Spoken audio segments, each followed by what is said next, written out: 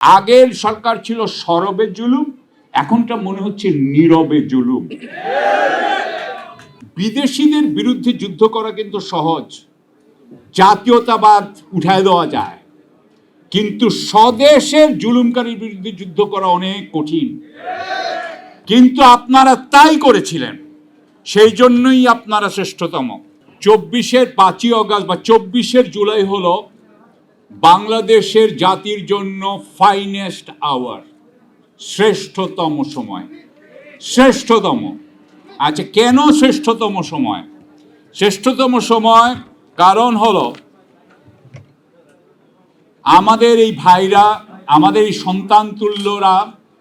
সন্তানরা তারা কিন্তু পালিয়ে পালিয়ে যুদ্ধ করে নাই, তারা বুক চিতিয়ে যুদ্ধ করেছিল। আমি এই বুক চিতিয়ে যুদ্ধ করা দেখি নাই 71 সালে, আমি এটা দেখেছি কিন্তু এই জুলাইয়েই।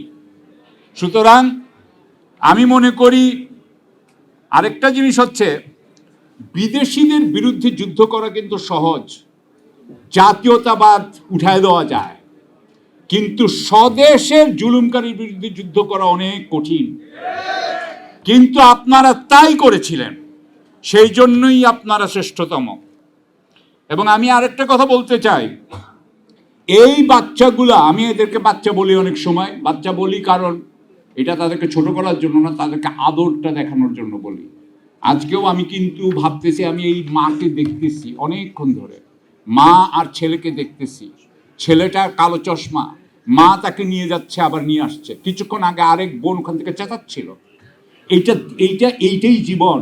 আমি এখন ভাবতেছি, এই আমার বোন আর তার ছেলে, এদের জীবন 20 বছর পরে কি হবে, কি হবে?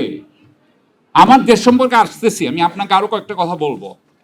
একটা কথা হলো কি, যে এই জুলাই কেন শ্রেষ্ঠ আমি বলি, কারণ এদের হৃদয়ে কোনো অশুভত্ব ছিল না। এদের হৃদয়টা ছিল শ্বেত শুভ্র। এদের হৃদয়ের মনে আল্লাহ ছাড়া আর কিছুই ছিল না। এবং এই জন্য আপনি দেখবেন যে যখন এই 5ই আগস্ট শেখ হাসিনা পালাইল, এরা তো একজনকেও হত্যা করে নাই, এরা তো একজনকেও হত্যা করতে যায় নাই, একজনকেও পিটাইতে যায় নাই। আপনি দেখেন 71 সাল, আমি 71কে ছোট করব না, 71-এ যারা যুদ্ধ করেছে তাদেরকে ছোট করব না, আমি 71কে ধারণ করি। কারণ আমি চাই যে আমার আমিরে জামাত বাঙালি মুসলিম হবে, করাচির মানুষ হবে না। আমার বাঙালি মুসলিমের প্রতি আমার চরম ভালোবাসা। এই বাঙালি মুসলিমের জন্য আমি আমি আমি ধারণ করি 71কে। কিন্তু একটা জিনিস বলতে হবে, 71-এ যারা যুদ্ধ করেছিল তারাও 16ই ডিসেম্বরের পরে চরম অত্যাচার করেছিল। তখন দালাল বলে বলে অনেককে মেরেছিল। এগুলো কিন্তু হিউম্যান রাইটস অর্গানাইজেশনের লেখা আছে। আমরা এটা নিয়ে কথা বলি নাই কখনো, কিন্তু এটা আমাদের ছোট হলেও একটা কলঙ্ক। আমরা হয়তো বলেছি আচ্ছা, it is a price we have to pay, but এটা ছোট হলেও কলঙ্ক। এই কলঙ্ক কিন্তু 24-এ হয় নাই। এবং এই যে 24-এ হয় নাই, তার মানে হলো একটা জিনিস দেখেন, শ্রীলঙ্কাতে কয়জন মারা গেছে? 10 থেকে 19-এর মধ্যে। নেপালে কয়জন মারা গেছে? 20 জন। ইন্ডিয়াতে কয়জন মারা গেছে? 0। তাহলে বাংলাদেশে মারা গেছে কত? 1000, 1500, 2000। এখানে আমাদের কতগুলা বাচ্চা আজকে সারা জীবনের জন্য পঙ্গু হয়ে গেছে। তাহলে আমাদের এখানে কোন ধরনের জালিম সরকার ছিল? সেই জালিম সরকারের জুলুমের সমস্ত কথা কি বলা উচিত ছিল না, যাতে আর কোনোদিন এই জুলুম না হয়? আমার তো মাঝে মাঝে মনে হয়, আমি গতকালকে হঠাৎ করে একটা কথা বলছি, আমার মাফ করে দিবেন, কারণ আজকাল আমাদের প্রায় সবাই বাংলাদেশের প্রধানমন্ত্রীর খুব সাপোর্টার। আমাকেও বলা হয় যে আপনি যান, সাপোর্ট দেন। তা আমি একটা কথা বলতে চাই, যে আমাদের দেশের এই মাননীয় প্রধানমন্ত্রীকে আমি এটাও বলতে চাই যে আমাদের এই হাসিনার আমলাদেরকে মারা হয় নাই, হাসিনার নেতাদেরকে মারা হয় নাই, এবং আপনারা যে মুখ বুঝে বুঝে সহ্য করতেছেন, আমার মনে হয় প্রাইম মিনিস্টারের উচিত যে আপনাদের এই বেদনাটাকে এখনই দেখা। আর যদি উনি না দেখে, আমি আজকে যা বুঝলাম যে আপনারা আর বেশি দিন এটা মুখ বুঝে সহ্য করবেন বলে আমার মনে হচ্ছে না। আরেকটা কথা হচ্ছে যে ছাত্রদের অভ্যুত্থানের একটা সমস্যা হয়েছে। ছাত্রদের অভ্যুত্থান যখন হয় তারা তখন তাদের নিজেদের ইস্যু নিয়ে কাজ করে, এটা স্বাভাবিক। কিন্তু ওই ইস্যু কিন্তু জাতীয় ইস্যুর সমস্যা। জাতীয় ইস্যুর সমস্যার কারণেই আপনাদের সমস্যা হয়, আপনারা জাতির থেকে বিচ্ছিন্ন না। কিন্তু দেখেন, এই যে যখন ছাত্ররা শ্রীলঙ্কাতে জিতলো, কিন্তু সেই সরকারের হাতে চলে গেল, নেপালের সরকারের হাতে চলে গেছে, এখন বাংলাদেশের সরকারের হাতে চলে গেছে।